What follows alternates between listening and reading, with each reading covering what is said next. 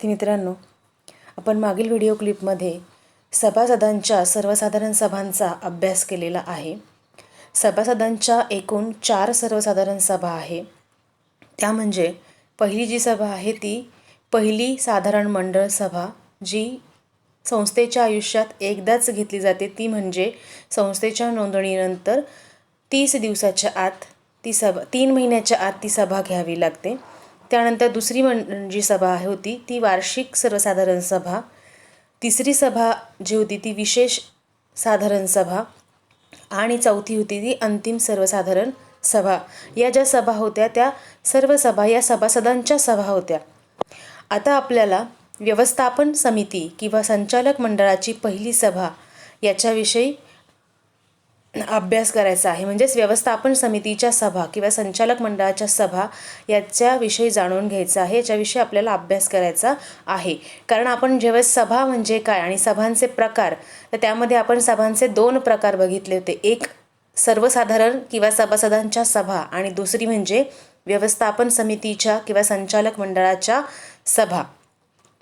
मग आपल्याला माहिती विद्यार्थी मित्रांनो की सभासद हे संस्थेचे मालक असतात, परंतु प्रत्येक वेळेस त्यांना संस्थेचा संपूर्ण कारभार बघणे शक्य नसते आणि त्यासाठी ते संस्थेच्या म्हणजे सभासदांच्या वतीने संस्थेचा कारभार पाहण्यासाठी व काय केले जाते, व्यवस्थापन समितीची निवड केली जाते.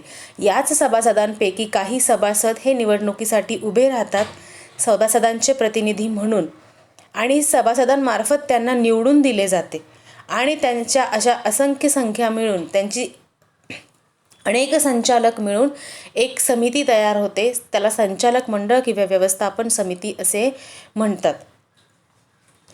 या संचालक मंडळाला किंवा व्यवस्थापन समिती सदस्यांना संस्थेच्या दैनंदिन कारभाराबाबत आणि व्यवस्थापनाबाबत सर्व निर्णय घेण्याचे सर्व अधिकार दिलेले असतात. परंतु हे निर्णय घेण्यासाठी या सर्व समिती सदस्यांनी एकत्र येऊन चर्चा करणे, त्याच्यावर विचार विनिमय करणे आवश्यक असते आणि त्यासाठी मग या समिती सदस्यांना काय करावं लागतात, आपल्या सभा बोलवाव्या लागतात. मग समितीच्या सर्व सभासदांना या सभेला हजर राहणे काय असते, आवश्यक असते. बघा, टप्प्याटप्प्याने आपण आलोय. सभासद हा संस्थेचा मालक असतो, परंतु संपूर्ण कारभार त्याला सांभाळणे शक्य नसते कारण सभासद संख्या ही असंख्य असते संस्थेची. मग प्रत्येक व्यक्तीने ती सांभाळणे शक्य नसते. म्हणून हे सभासद आपल्यातीलच काही व्यक्तींना आपलेच प्रतिनिधी म्हणून निवडून देतात आणि हे प्रतिनिधी म्हणजे एक व्यक्ती म्हणजे संचालक आणि त्यांचा जो समूह तयार होतो त्याला व्यवस्थापन समिती असे म्हणतात. मग ही व्यवस्थापन समिती सभासदांच्या वतीने काय करते, संपूर्ण संस्थेचा कारभार चालवते. मग या कारभार चालवत असताना संस्थेच्या बाबतीत काही व्यवस्थापनासंबंधित काही महत्त्वाचे निर्णय या व्यवस्थापन समितीला घ्यावे लागतात. मग ते घेण्यासाठी या व्यवस्थापन समितीतील जे सदस्य आहेत ते सदस्य एकत्र येणे गरजेचे असते.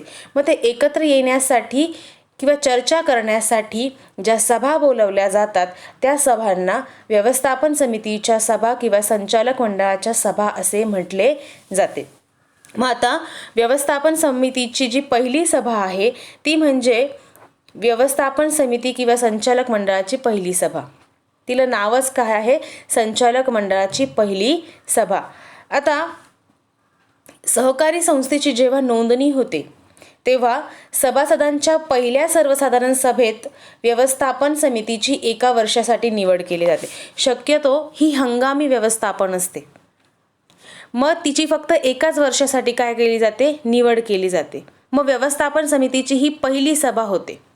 तिला संचालक मंडळाची किंवा व्यवस्थापन समितीची पहिली सभा असे म्हणतात. मग तात्पुरता ही समिती जी नेमली आहे ही तात्पुरत्या स्वरूपाची आहे, हंगामी स्वरूपाची आहे. नंतर 5 वर्षासाठी समितीची नेमणूक केली जाते. परंतु ही जी हंगामी 1 वर्षासाठी तात्पुरत्या स्वरूपाची जी समितीची निवड केली जाते हिचा कालावधी हा 1 वर्षापेक्षा जास्त असता कामा नये किंवा जास्त असू शकत नाही. पहिल्या संचालक मंडळाच्या सभेत जे विषय चर्चेस असतात ते सर्व नंतरच्या सभेत नसतात. म्हणजे पहिल्या सभेमध्ये ज्या विषयांवर चर्चा केली जाते ते विषय पुन्हा दुसऱ्या सभेमध्ये घेतले जात नाही कारण त्यांचे प्रयोजन शिल्लक नसते आणि जी समिती निवडली जाते तिला तिचे अधिकार आणि कामे असतात, तेच हंगामी कार्यकारी समिती देखील करत असते. मग सहकारी संस्था अस्तित्वात आल्यानंतर ही सभा होत असते. त्यामुळे या सभेत सहकारी संस्थेचे रीतसर कामकाज सुरू होण्यासाठी काही विषयांवर चर्चा केली जाते, किंवा विषय निवडले जातात आणि त्या विषयांवर चर्चा करून महत्त्वाचे निर्णय घेतले जातात. मग ते निर्णय कोणते आहे तर बघा, मी परत पुन्हा सांगते. व्यवस्थापन समितीची किंवा संचालक मंडळाची सभा काय आहे की पहिले सुरुवातीला जी हंगामी समिती निवडली जाते ही व्यवस्थापन समितीची पहिली सभा असते आणि ही तात्पुरत्या स्वरूपाची जी व्यवस्थापन समिती आहे तिचा कालावधी हा 1 वर्षापेक्षा जास्त असू शकत नाही. आणि जे या सभेमध्ये जे विषय चर्चेस ठेवले जाणार आहे ते परत पुन्हा दुसऱ्या सभेत असणार नाही याची काळजी घ्यावी लागते. मग या सभेमध्ये कोणकोणते विषयांवर चर्चा केली जाते तर सगळ्यात पहिले सभेचा अध्यक्ष निवडणे. प्रत्येक सभेला अध्यक्ष हा महत्त्वाचा असतो, कारण अध्यक्षाशिवाय सभा कायदेशीर होत नाही. आपण आता पुढे शिकणार आहोत की सभा कायदेशीर ठरण्यासाठी कोणकोणत्या गोष्टी महत्त्वाच्या आहेत. मग त्या गोष्टी कोणकोणते कलम दिलेले आहेत किंवा कोणत्या बाबी आहेत ज्यामुळे सभा ही कायदेशीर ठरते किंवा सभा ही कायदेशीर ठरू शकते. आणि त्या गोष्टी जर नसेल तर सभा ही बेकायदेशीर मानली जाते. तर त्या कायदेशीर तरतुदी आपण पुढच्या व्हिडिओ क्लिपमध्ये बघणार आहोतच. पण आता सध्या आपण बघूया की व्यवस्थापन समितीच्या पहिल्या सभेचे कामकाज हे कशा पद्धतीने केले जाते किंवा कोणत्या विषयांवर चर्चा केली जाते. तर सगळ्यात पहिले मी तुम्हाला सांगितलं की सभेच्या अध्यक्षाची सुरुवातीला काय केली जाते, निवड केली जाते. मग अध्यक्षाची निवड कशी तर व्यवस्थापन समिती सदस्य जे आहेत त्यातीलच एक व्यक्तीची अध्यक्ष म्हणून काय केली जाते, सर्वानुमते निवड केली जाते. त्यानंतर संस्थेच्या नावाने जिल्हा मध्यवर्ती सहकारी बँकेत खाते उघडणे व ते खाते चालवण्याचे अधिकार व्यवस्थापन समितीला देणे. सुरुवातीला हे खाते प्रवर्तकाच्या नावाने असते आणि संस्था स्थापन झाल्यानंतर त्या खात्याचे नाव बदलून म्हणजे प्रवर्तकाचे नाव न ठेवता संस्थेचे जे नाव आहे त्या संस्थेच्या नावाने जिल्हा मध्यवर्ती सहकारी बँकेमध्ये काय करावे लागते, खाते उघडावे लागते. मग ते कसे उघडायचे, कशा पद्धतीने ते काम करायचे या विषयावर या सभेमध्ये काय केले जाते, चर्चा केली जाते. आणि त्याचबरोबर हे खाते चालवण्याचा अधिकार व्यवस्थापन समितीला देणे. तर अशा पद्धतीने हे 2 विषयांवर चर्चा केली जाते. त्यानंतर अधिमंडळाची सर्वसाधारण सभा संपेपर्यंत कामकाज चालवण्यासाठी पदाधिकाऱ्यांची निवड करणे. म्हणजेच ही सभा चालवण्यासाठी काही पदाधिकारी निवडावे लागतात. त्या पदाधिकाऱ्यांची निवड पहिले कामकाजासाठी करून घेणे. चौथा मुद्दा बघा, सभासदांच्या पहिल्या अधिमंडळाच्या सभेनंतर झालेल्या खर्चास मंजुरी देणे. सभासदांची पहिली अधिमंडळ सभा जी होते त्यानंतर जे खर्च संस्थेसाठी झालेले आहेत त्या सर्व खर्चांना मंजुरी या सभेमध्ये दिली जाते. कारण संस्थेचे जे खर्च झालेले असतात ते इतर कर्मचाऱ्यांनी किंवा इतर पदाधिकाऱ्यांनी केलेले असतात. त्या खर्चांना काय देणे, मंजुरी देण्याचे कार्य या सभेमध्ये केले जाते. 5वा मुद्दा, सहकारी संस्थेची कर्ज मर्यादा निश्चित करणे. आता कर्ज मर्यादा निश्चित करणे म्हणजे काय, कर्ज देणे किंवा कर्ज घेणे याच्यावर मर्यादा निश्चित करण्याचे काम देखील या सभेमध्ये पूर्ण केले जाते. 6वा मुद्दा बघा काय आहे, अंदाजपत्रकास मंजुरी देणे. अंदाजपत्रक म्हणजे काय की पुढील जे वर्ष आहे त्या वर्षासाठी संस्थेच्या काय नवीन योजना आहेत, त्याला किती खर्च लागणार आहे, संस्थेचे काय खर्च आहेत, भांडवल कसे आहे, या सगळ्या गोष्टीचा एक अंदाज देणे, अंदाज वर्तवणे की जेणेकरून संस्थेला त्याप्रमाणे भांडवल उभारणी करता येईल आणि निधी उभारता येईल किंवा संस्थेला त्याप्रमाणे खर्च करता येईल. यासाठी एक अंदाजपत्रक द्यावे लागते की संस्था येणाऱ्या भविष्यात कोणकोणत्या योजना राबवणार आहेत, कोणते खर्च करणार आहे, त्याचं एक अंदाजपत्रक दिले जाते. त्या अंदाजपत्रकास मंजुरी या सभेस म्हणजेच कोणत्या संचालक मंडळाच्या सभेमध्ये दिली जाते. ही बघा, ही हंगामी व्यवस्थापन समितीची सभा आहे, जिची निवड फक्त 1 वर्षासाठी केली जाते. आलं लक्षात? 7वा मुद्दा आहे सहकारी संस्थेच्या कागदपत्रांवर सह्या करण्याचे अधिकार देण्यावर निर्णय देणे. की सहकारी संस्थेचे जे कागदपत्र आहे त्याच्यावर कोणी सह्या कराव्यात त्याबद्दलचा निर्णय या सभेमध्ये घेतला जातो. संस्थेच्या कामकाजाची दिशा ठरवणे. दिशा ठरवणे म्हणजेच काय की संस्थेचे कामकाज कशा पद्धतीचे असेल, त्यासाठी कोणकोणते वेगवेगळे ध्येय असतील आणि ते ध्येय पूर्ण करण्यासाठी कोणकोणत्या उपक्रमांची योजनांची अंमलबजावणी केली जाईल, या सगळ्या गोष्टी ठरवल्या जातात. पुढचा मुद्दा आहे निबंधकाने मंजूर केलेल्या उपविधीस मान्यता देणे. निबंधक जो उपविधी मंजूर करतो त्या उपविधीस मान्यता देणे. उपविधी म्हणजे काय तर सहकारी संस्था चालवण्यासंबंधीच्या नियमाच्या संचाला आपण उपविधी असे म्हणतो. मग हे उपविधी ज्यावेळेस आपण निबंधकाकडे मंजुरीसाठी देतो त्यावेळेस निबंधक ते नियम बघतो, त्याला जर योग्य वाटले तर तो ॲज इट इज मंजुरी देतो आणि त्याला जर काही वाटले तर तो त्याच्यामध्ये दुरुस्ती सुचवण्यास सांगतो. ती दुरुस्ती केल्यानंतर मंजूर केला जातो हा उपविधी. आणि उपविधी मंजूर केला की संचालक मंडळाच्या सभेमध्ये याला काय दिली जाते, मान्यता दिली जाते. तर अशा पद्धतीने संचालक व्यवस्थापन समितीच्या पहिल्या सभेचे हे कामकाज बघितले जाते. आता पहिली सभा ही काय असते तर ही हंगामी व्यवस्थापन समितीची सभा असते, जिला तात्पुरत्या स्वरूपात समितीची सभा म्हणजे संस्थेचे कामकाज सुरू करण्यासाठी ही सभा घेतली जाते. आता दुसरी जी सभा आहे ती व्यवस्थापन समितीची सभा. ही सभा पहिल्या समितीची सभेनंतर घेतली जाते. पहिली सभा झाली की त्यानंतर ही सभा घेतली जाते. मग ही सभा घेण्याचे वेळ काय आहे तर सहकारी संस्थेच्या पोटनियमावलीतील तरतुदीनुसार किमान 3 महिन्यातून एकदा किंवा दर महिन्यास व्यवस्थापन समितीची सभा आयोजित केली पाहिजे. 3 महिन्यातून एकदा म्हणजे वर्षामध्ये 4 वेळेस ही सभा बोलावली गेली पाहिजे. व्यवस्थापन समिती सदस्यांची कमाल संख्या 21 पेक्षा अधिक असणार नाही असे अधिनियमात अट आहे. म्हणजेच कमाल म्हणजे काय, जास्तीत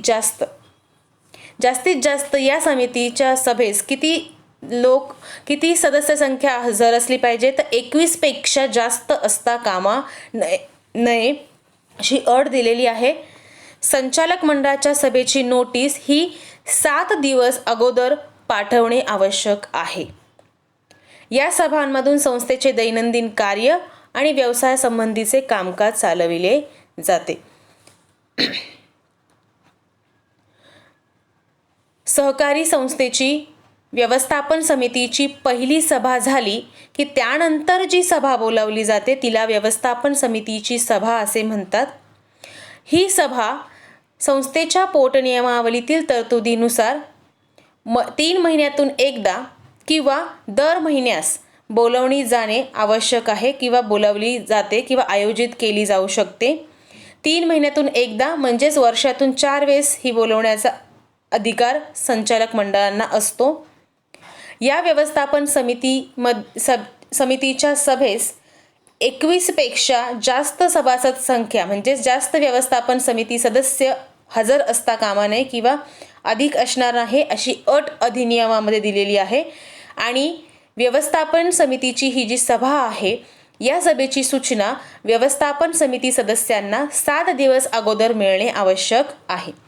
मग या सभेमध्ये कोणकोणत्या कामकाज म्हणजेच कोणकोणत्या विषयांवर कामकाज केले जाते तर मागील सभेचे इतिवृत्त वाचून दाखवणे. मागे जी सभा झाली आहे त्या सभेचे इतिवृत्त म्हणजेच काय तर सभेमध्ये ज्या विषयांवर चर्चा केली आहे आणि सभेमध्ये ज्या ठराव संमत केले आहेत त्याचा एक लिखित आढावा, लिखित पुरावा जो सचिवाला तयार करावा लागतो त्याला आपण इतिवृत्त असे म्हणतो. मग हे इतिवृत्त वाचून कायम करण्याचे काम देखील सचिवालाच करावे लागते.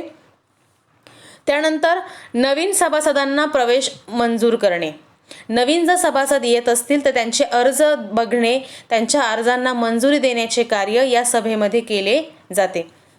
तिसरा मुद्दा आहे भाग हस्तांतर करणे. एखाद्या सभासदाला जर त्याचे भागांचे हस्तांतर हे दुसऱ्या व्यक्तीला जर करायचे असेल तर त्या हस्तांतरणास मंजुरी देण्याचे कार्य व्यवस्थापन समितीच्या सभेमध्ये केले जाते. लाभांश दराची शिफारस करणे. सगळ्यात महत्त्वाचं म्हणजे लाभांशाची शिफारस. लाभांश वाटण्याचा अधिकार हा संचालक मंडळाला असतो. मग लाभांश दर किती असावा याची शिफारस जी आहे ही संचालक मंडळाच्या किंवा व्यवस्थापन समितीच्या सभेमध्ये केली जाते. पाचवा मुद्दा आहे बघा, कर्ज मागणी अर्जावर निर्णय देणे. कर्ज मागणी जे अर्ज आलेले असतात त्यावर निर्णय देणे. म्हणजेच ते अर्ज किती मर्यादेपर्यंत आहे, खरंच ती मर्यादा आपण पूर्ण करू शकणार आहोत की नाही, या कर्ज मागणी अर्जावर निर्णय देण्याचे काम देखील व्यवस्थापन समितीवर या सभेमध्ये केले जाते. कर्ज वसुली करणे व थकबाकीदारांवर कारवाई करणे. संस्था आपल्या सभासदांना किंवा बिगर सभासदांना काही कर्ज अल्प मध्यम मुदतीची कर्ज पुरवठा करत असते, परंतु परतफेडीच्या वेळी हे सभासद किंवा बिगर सभासद कर्जफेडीच्या वेळी वेळोवेळी कर्ज फेडत नाही आणि मग त्यामुळे काय होते, थकबाकी जमा होते. मग या सभेमध्ये कर्ज वसुली कशा पद्धतीने करणे किंवा थकबाकीदार कोण आहे त्यांच्यावर कशा पद्धतीने कारवाई करणे या संबंधीचे निर्णय व्यवस्थापन समितीच्या सभेमध्ये घेतले जातात. पुढचा मुद्दा बघा काय आहे, सेवक वर्गाची नेमणूक करणे, कामाचे वाटप करणे, सेवकांची बढती किंवा बदली करणे. आता जर कामकाजासाठी नवीन सेवक वर्ग किंवा कर्मचाऱ्यांची गरज असेल तर त्या कर्मचाऱ्यांची नेमणूक करणे. मग ती नेमणूक करण्यासाठी कशा पद्धतीने ती प्रोसिजर असेल, उदाहरणार्थ जसे वर्तमानपत्रामध्ये जाहिरात देणे, त्यानंतर त्यांना बोलवणे, त्यांच्या मुलाखती घेणे, त्यांचे सिलेक्शन करणे. तर अशा पद्धतीने हे कामकाज या सभेमध्ये ठरवले जाते. एकदा की त्यांची नेमणूक केली की त्यांच्या कामाचे वाटप त्यांना करणे, जे जुने कर्मचारी आहेत त्यांना बढती देणे किंवा त्यांची बदली करणे, या सर्व बाबींसंबंधीचे निर्णय हे व्यवस्थापन समितीच्या सभेमध्ये घेतले जातात. त्यानंतर आठवा मुद्दा आहे, सहकारी संस्थेकडे असलेल्या निधीची सुरक्षित गुंतवणूक करणे. सहकारी संस्थेकडे जो उपलब्ध निधी आहे त्या निधीची योग्य गुंतवणूक करणे की जिथून त्याला योग्य रिटर्न्स दिले जातील, योग्य परतावा मिळेल अशाच ठिकाणी गुंतवणूक, आणि मग ती गुंतवणूक कुठे करावी, कशा पद्धतीने करावी या संबंधीचे निर्णय हे व्यवस्थापन समितीच्या सभेमध्ये घेतले जातात. आठवा मुद्दा बघा काय आहे, हिशेबपत्रके. हिशेबपत्रके आपल्याला सगळ्यांना माहीत आहेत. जसे 23 पत्रक आहे, नफा तोटा खाते आहे, ते ट्रेडिंग अकाउंट आहे म्हणजेच व्यापारी खाते आहे, वार्षिक अहवाल, वर्षाचा जो अहवाल आहे, ताळेबंद पत्रक ज्याला आपण बॅलन्स शीट म्हणतो, आणि येणाऱ्या वर्षाचे अंदाजपत्रक तयार करून वार्षिक अधिमंडळाच्या सभेपुढे मंजुरीसाठी ठेवणे. आवश्यकतेनुसार उपसमित्या तयार करणे. उपसमित्या या इतर वेगवेगळ्या प्रकारची वेगवेगळ्या स्वरूपाची कामे करण्यासाठी उपसमिती तयार केली जाते. उदाहरणार्थ बघा, आता 12वी बोर्डाचा रिझल्ट लावण्याची जी प्रक्रिया आहे ही बोर्डाने प्रत्येक शाळांना किंवा प्रत्येक कॉलेजला सोपवली होती. मग ती सोपवताना त्यांनी काय सांगितलं होतं की तुम्ही एक समिती नेमा की ती समिती या सर्व कार्यांवर काय करेल, नियंत्रण ठेवेल, की जेणेकरून कुठल्याही प्रकारचा गैरव्यवहार किंवा गैरप्रकार होता कामा नये. यासाठी प्रत्येक स्कूलमध्ये, कॉलेजेसमध्ये वेगवेगळे मोठ्या पदावर असलेले जे शिक्षक आहे, पदाधिकारी आहे, त्यांना एकत्र आणून प्रत्येक शाळामध्ये, कॉलेजमध्ये ती समिती नेमली गेली आणि त्या समितीच्या नियंत्रणाखाली 12वी आणि 10वीचे रिझल्ट्स तयार केले गेले. त्याच पद्धतीमध्ये संस्थेमध्ये असे जे काही वेगवेगळे उपक्रम असतात ते उपक्रम राबवण्यासाठी, उदाहरणार्थ कर्ज देणे किंवा घेणे हा जो उपक्रम आहे, हा उपक्रम राबवण्यासाठी किंवा ठेवी स्वीकारणे याच्यासाठी उपसमित्या नेमल्या जातात की ते फक्त त्या कार्यावर काय करतील, कॉन्सन्ट्रेट करतील, ते कार्याला नियंत्रण करतील. तर अशासाठी उपसमित्या तयार करण्याचे काम देखील या व्यवस्थापन समितीच्या सभेमध्ये केले जाते. हिशेब तपासनीसाकडून हिशेब तपासून घेणे आणि जर त्या हिशेब तपासणीच्या अहवालामध्ये काही चुका असतील, दोष असतील, तर ते दोष दुरुस्त करून त्याचा देखील अहवाल देणे, स्वीकारणे आणि त्याच्यावर कारवाई करणे, अशा प्रकारचे कार्य या व्यवस्थापन समितीच्या सभेमध्ये केली जातात. तर जवळजवळ 11 प्रकारची कार्य आहेत.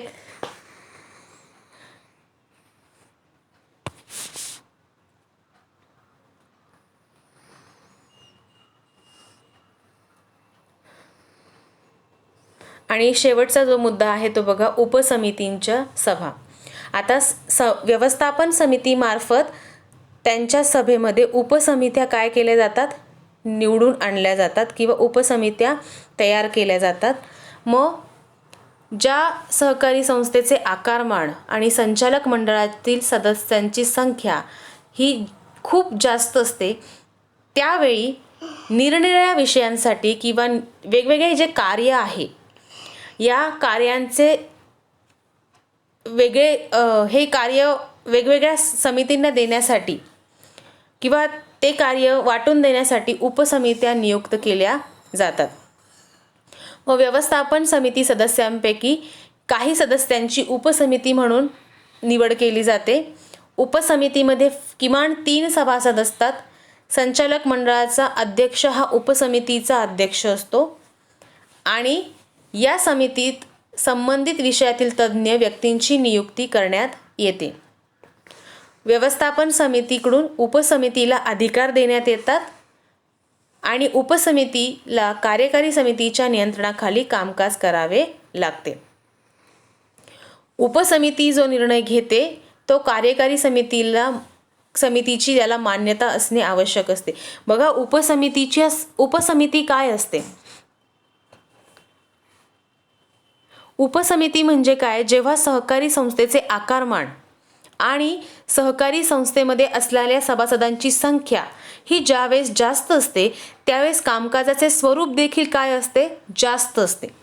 मग हे जे वेगवेगळे निरनिराळे विषय आहेत किंवा वेगवेगळे कार्य आहेत यांची योग्य विभागणी करण्यासाठी आणि ते कामं योग्य प्रकारे सुरळीत पार पाडण्यासाठी वेगवेगळ्या उपसमित्यांची नियुक्ती केली जाते. या उपसमितीमध्ये समिती सदस्यापैकीच काही सदस्य हे उपसमितीचे सदस्य असतात आणि किमान त्यामध्ये 3 सभासद असले पाहिजे. संचालक मंडळाचा अध्यक्ष हाच त्या उपसमितीचा देखील काय असतो? अध्यक्ष असतो. जो विषय असेल, ज्या कारणासाठी या उपसमितीची नियुक्ती केली गेली आहे त्या विषयातील जो एक तज्ज्ञ आहे त्या तज्ज्ञ व्यक्तीची देखील नियुक्ती केली जाते. व्यवस्थापन समितीकडून काही अधिकार हे उपसमितीला देण्यात येतात, परंतु उपसमितीला व्यवस्थापन समितीच्या नियंत्रणाखालीच काम करावे लागते आणि उपसमिती जे निर्णय घेईल त्याला व्यवस्थापन समितीची देखील मान्यता असणे आवश्यक असते.